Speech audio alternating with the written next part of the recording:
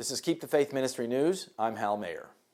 This referendum was never a fight between Britain and Europe, as so widely depicted, wrote Ambrose Evans Pritchard of the London Telegraph about the British vote to leave the European Union, or the Brexit.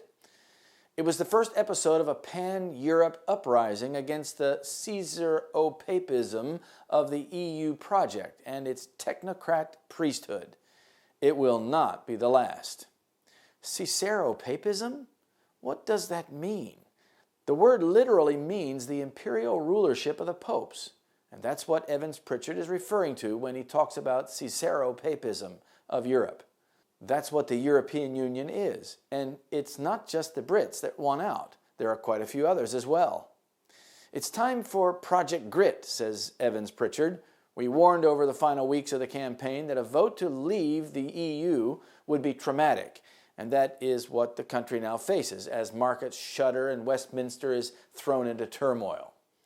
The Brexit vote is the point of rupture for the post-war European order. It will be a Herculean task to extract Britain from the EU after 43 years enmeshed in far-reaching legal and constitutional structure. The fact that Scotland and Northern Ireland want to stay in the EU threatens to fragment the United Kingdom unless handled with extreme care. The economy of Britain is already feeling the stress. Standard & Poor's declared that Brexit spells the end of the UK's investment AAA rating. Britain has to sort out the best way to safeguard access to European markets and ensure that London remains viable. And that depends as much on Brussels, Berlin, Paris, Rome, Madrid, and Warsaw as it does on London. Both sides are handling nitroglycerin. The European elites brought it upon themselves. It is they who have pushed utopian ventures and mismanaged the consequences disastrously.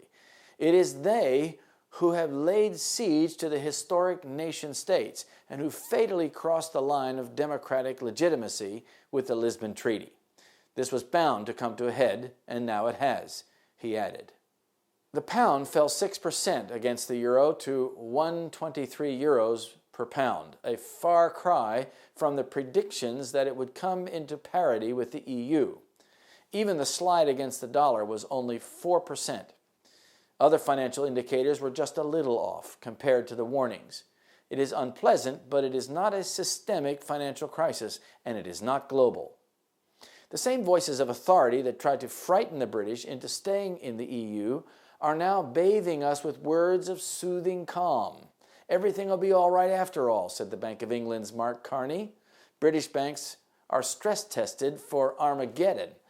The ECB and the Fed and the central banking fraternity are joining forces to douse the fire, as we all knew they would have to do sooner or later. The Leavers don't have enough seats in Parliament to dictate the outcome, so it has to be carefully negotiated.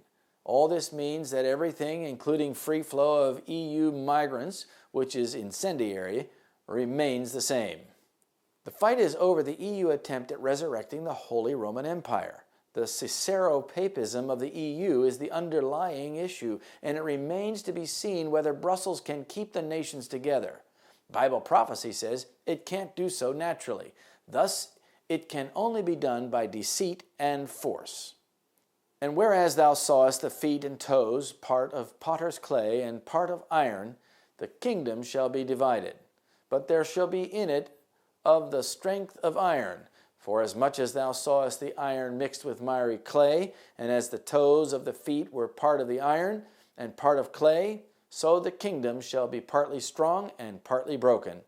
And whereas thou sawest iron mixed with miry clay, they shall mingle themselves with the seed of men, but they shall not cleave one to another, even as iron is not mixed with clay. Daniel 2, verses 41 to 43. This is Keep the Faith Ministry News. Thank you for watching.